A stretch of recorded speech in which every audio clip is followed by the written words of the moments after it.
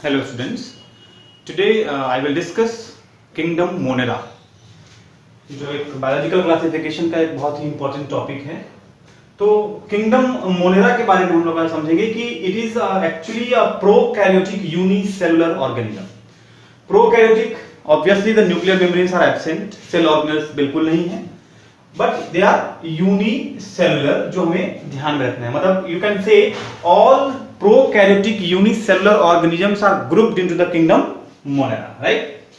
उसके बाद इसकी जो एडवांस प्रॉपर्टी है, जो इसमें जो एक स्पेसिफिक प्रॉपर्टीज की हम बात करते हैं, तो किंगडम मोनेरा में 9+2 का फ्लैजिला का जो अरेंजमेंट है, फ्लैजिला का जो स्ट्रक्चर है, वो 9+2 ट्यूबुलिन प्रोटीन्स के थ्रू बना हुआ है। एंड द मोस्ट ऑर्गेनिजम्स जो होते हैं इनका जो न्यूट्रिशन वैल्यू होता है, न्यूट्रिशन का जो तरीका होता है, वो एब्जॉर्प्टिव होता है। लेकिन कुछ ऐसे भी ग्रुप ऑफ ऑर्गेनिजम्स देखे गए हैं जो फोटोसिंथेटिक हैं, because they consist of plastid, that is chlorophyll, and some of them are also chemosynthetic, जो नाइट्रोजन फिक्सेटिंग भी कर लेते हैं।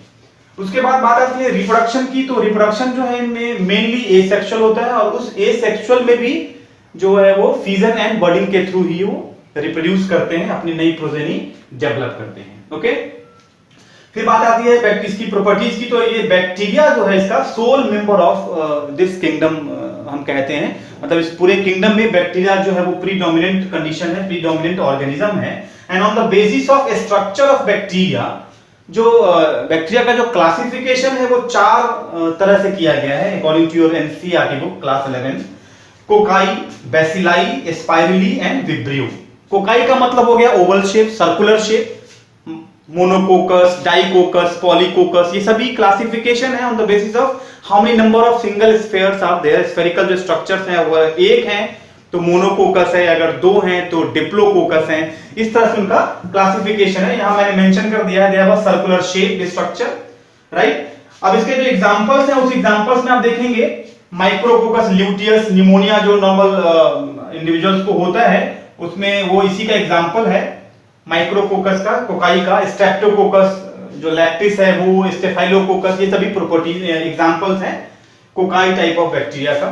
फिर है हमारा बेसिलाई, रॉड शेप स्ट्रक्चर। इसमें लैक्टोबैसिलस, जो कर्ड में आप खाते हैं, दही में जो बैक्टीरिया है, वो लैक्टोबैसिलस प्रॉपर्टी का है। उसका शेप अगर आप माइक्रोस्कोप में देखेंगे, they are the rod shape structure. फिर है स्ट्रेप्टोबैसिलस, बैसिलस एंथ्रेसिस, अगर आपको याद हो एंथ्रेक्स के बारे में, तो they were the one of the organism.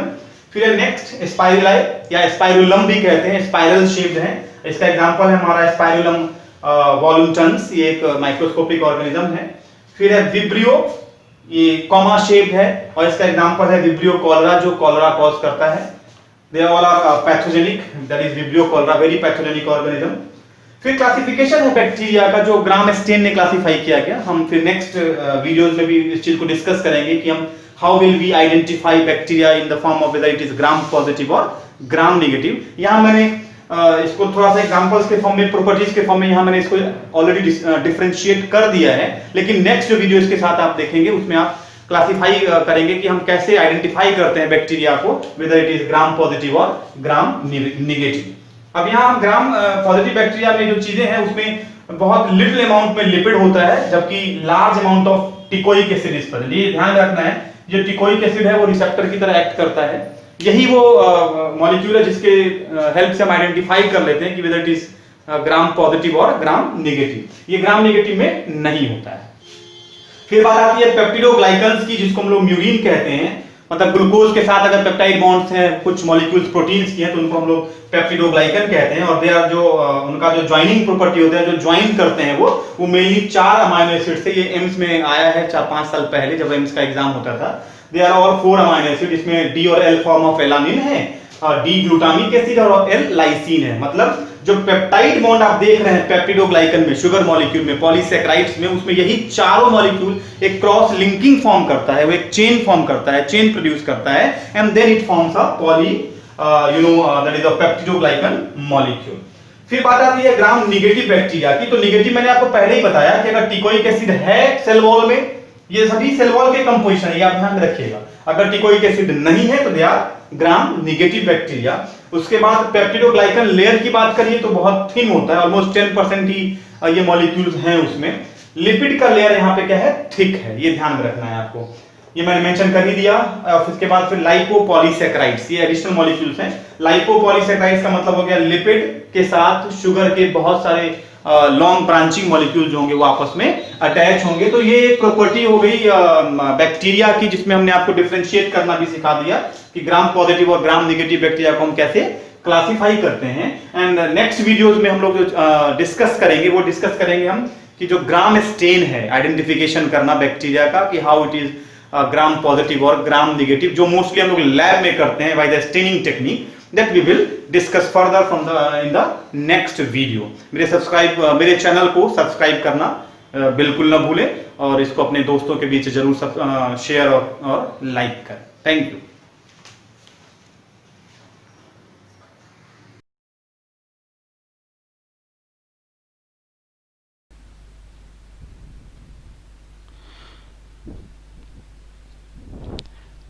तो इस फ्लो चार्ट के थ्रू मैंने कोशिश की है कि बैक्टीरियल क्लासिफिकेशन को आपके लिए मैं थोड़ा आसान कर दूं।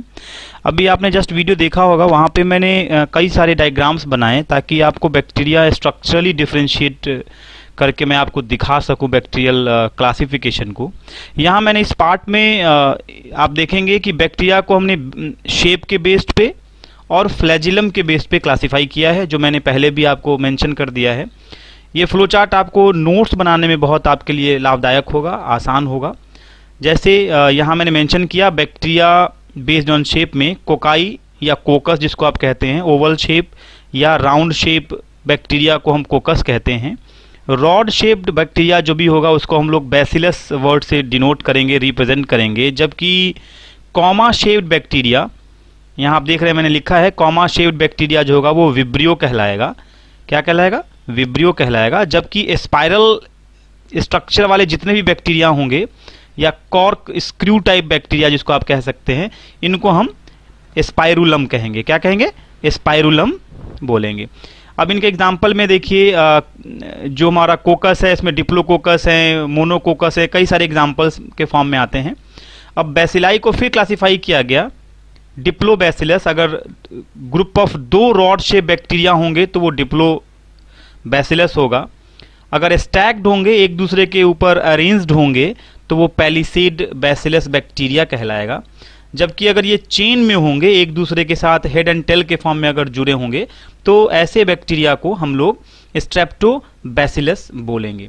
यहीं अगर हम कोकस की बात करें, जो मैं अभी बता भी रहा था, माइक्रोकोकस जो सिंगल होंगे, एक सिंगल इंडिविजुअल्स आपको देखने को मिलेंगे माइक्रोस्कोप में। जबकि 2-2 के अगर ग्रुप में होंगे तो दे आर कॉल्ड डिप्लोकोकस। वहीं अगर 4 के ग्रुप में हो तो दे आर कॉल्ड टेट्राकोकस। और यही अगर एक चेन फॉर्म करता है एक दूसरे के साथ, वही रिंग के फॉर्म में, चेन के फॉर्म में, तो दैट इज कॉल्ड स्ट्रेप्टोकोकस। और when these bacteria, oval shape bacteria in the form of bunches like grapes, तो we can say them as a staphylococcus bacteria. और यही अगर 8 या 64 के ऑर्डर में अरेंज्ड हो, एक यूनिफॉर्म स्ट्रक्चरली अगर अरेंज्ड हो, तो इस टाइप ऑफ बैक्टीरिया को हम लोग सेरिसिनी कहते हैं। तो ये था हमारा कोकस, बैसिलस, विब्रियो और स्पाइरुलम की क्लासिफिकेशन।